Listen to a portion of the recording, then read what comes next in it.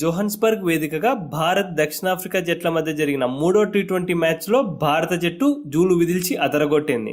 Series సమం చేయాలంటే ఖచ్చితంగా గెలవాల్సిన మ్యాచ్లో భారత ఆటగాళ్లు సఫారీ గడ్డపై పంజా విసిరితే మార్కరమ్ సేన ఏకంగా 106 పరుగుల భారీ తేడాతో పరాజయాన్ని చవిచూసి షెడ్డుకెళ్లిపోయింది.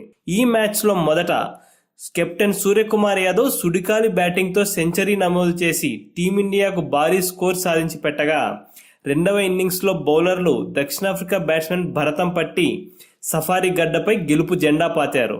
ఇక కుల్దీప్ యాదవ్ తన పుట్టినరోజు నాడు 5 వికెట్లు దక్కించుకోవడమే కాకుండా తన టీ20 కెరియర్లోనే అత్యుత్తమ గణాంకాలను నమోదు చేశాడు. ఈ మ్యాచ్లో కుల్దీప్ యాదవ్ 2.5 ఓవర్లకు గాను 17 పరుగులు మాత్రమే ఇచ్చి 5 వికెట్లు పడగొట్టాడు. అన్నీ ఉన్నా అల్లుడు నోట్లో శనున్నట్లు టీమిండియా జట్టులో టీ20లలో గిల్ ఫామ్ కూడా అలానే ఉంది. గిల్ బదులు రుతురాజును టీ20 ఓపెనర్గా ప్రమోట్ చేయాల్సిన అవసరం ఉంది. లేదంటే మరోసారి ఐసీసీ టోర్నమెంట్లో టీమిండియా చితికిల పడినా ఆశ్చర్యపోనవసరం లేదు. సూర్యకుమార్ యాదవ్ను టీ20లలో మాత్రమే ఆడించాలి, టెస్టులకు వన్డేలకు బీసీసీఐ బుర్రతకు సెలెక్టర్లు సెలెక్ట్ చేయకూడదు అని భావిస్తే ఈ వీడియోను లైక్ చేయండి, మీ అభిప్రాయాన్ని కమెంట్ చేయండి. ఈ మ్యాచ్ హైలైట్స్ విషయానికి వస్తే, దక్షిణాఫ్రికా జట్టు టాస్ గెలిచి ఫీల్డింగ్ ఎంచుకుంది. ఇన్నింగ్స్ ప్రారంభించిన భారత జట్టుకు దక్షిణాఫ్రికా బౌలర్ కేశవ్ మహారాజ్ ఆరంభంలోనే భారీ షాక్ ఇచ్చాడు. ఓపెనర్ శుభ్మన్ గిల్ 12 పరుగులు మాత్రమే చేసి వికెట్ చేజార్చుకున్నాడు. గిల్ ఇంత చెత్తగా ఆడుతున్నా మళ్లీ ఎందుకు టీ20లలో అతడికి జట్టు యాజమాన్యం వరుసగా అవకాశాలు ఇస్తుందో ఎవ్వరికీ అంతుపట్టడం లేదు. ఆ తర్వాత బంతికే తిలక్ వర్మ కూడా గోల్డెన్ డక్అవుట్ అయి టీమిండియాకు టెన్షన్ పెంచేశాడు. భారత జట్టు కేవలం 29 పరుగులకే 2 వికెట్లు కోల్పోయి కష్టాల్లో పడింది. అలాంటి సమయంలో క్రీజ్లోకి వచ్చిన కెప్టెన్ సూర్యకుమార్ యాదవ్ ఓపెనర్ యశస్వి జైస్వాల్తో కలిసి భారత స్కోర్ బోర్డును ఉరకలెత్తించాడు. వీరిద్దరూ దక్షిణాఫ్రికా బౌలర్లపై పూర్తి ఆధిపత్యం చెలాయిస్తూ ఎడాపెడా బౌండరీలు, సిక్సర్లతో స్కోరు వేగాన్ని రాకెట్ స్పీడ్తో దూసుకెళ్లేలా చేశారు.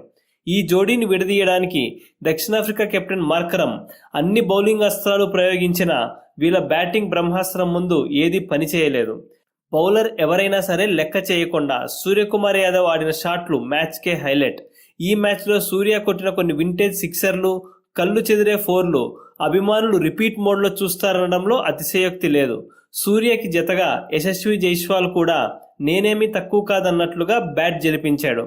వీరిద్దరూ కలిసి మూడో వికెట్కు 112 పరుగుల భాగస్వామ్యాన్ని జోడించిన తరువాత ఓపెనర్ యశస్వి జైస్వాల్ కేవలం 41 బంతుల్లో 147 స్ట్రైక్ రేట్తో 60 పరుగులు చేసి పెవిలియన్ చేరాడు. ఇక అక్కడి నుంచి Suryakumar Yadav one man show లాగా ఎక్కడా దక్షిణాఫ్రికా బౌలర్లపై కనికరం చూపలేదు. విచక్షణారహితంగా భారీ షాట్లు కొడుతూ స్కోరు వేగాన్ని అంతకంతకు పెంచాడు. తన వ్యక్తిగత స్కోరును కూడా పెంచుకుంటూ 56 బంతుల్లోనే సెంచరీ సాధించి టీ20 క్రికెట్లో 4వ సెంచరీని తన ఖాతాలో వేసుకున్నాడు. ఇదే క్రమంలో 2 రికార్డులను కూడా నెలకొల్పాడు. ఈ మ్యాచ్లో 7 బౌండరీలు, 8 సిక్సర్లు బాది టీమిండియా తరపున అత్యధిక సిక్సర్లు బాదిన రెండవ బ్యాట్స్మెన్గా చరిత్రలో నిలిచిపోయాడు సూర్యకుమార్. 120 సిక్సర్లతో సూర్య రెండవ స్థానంలో ఉంటే 182 సిక్సర్లతో రోహిత్ శర్మ మొదటి స్థానంలో ఉన్నాడు. అంతేకాకుండా దక్షిణాఫ్రికా గడ్డపై టీ20 క్రికెట్లో సెంచరీ చేసిన మొట్టమొదటి టీమిండియా కెప్టెన్గా సూర్య సరికొత్త చరిత్ర సృష్టించాడు.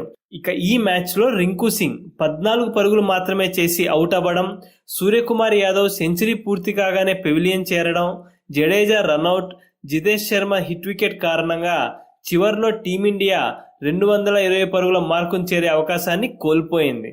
దీంతో భారత జట్టు 7 వికెట్ల నష్టానికి 201 పరుగుల వద్ద ఇన్నింగ్స్ ముగించింది.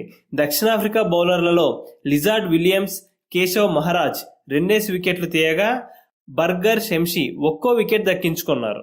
202 పరుగుల విజయ లక్ష్యంతో బరిలోకి దిగిన దక్షిణాఫ్రికాకు టీమిండియా ఓపెనింగ్ బౌలర్లు సిరాజ్, ముఖేష్ కుమార్ కట్టుదిట్టంగా బౌలింగ్ చేసి వాళ్ళ బ్యాట్స్మెన్ను ఒత్తిడిలోకి నెట్టేశారు.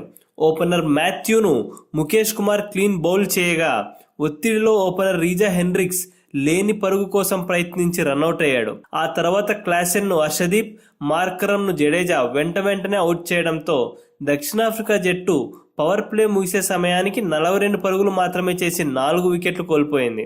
ఆ తర్వాత వచ్చిన దక్షిణాఫ్రికా batsmen Kuldeep Yadav super spin దెబ్బకు వరుసగా పెవిలియన్ చేరుతున్న middle order batsmen David Miller మాత్రం చివరి వరకు ఒంటరి పోరాటం చేశాడు.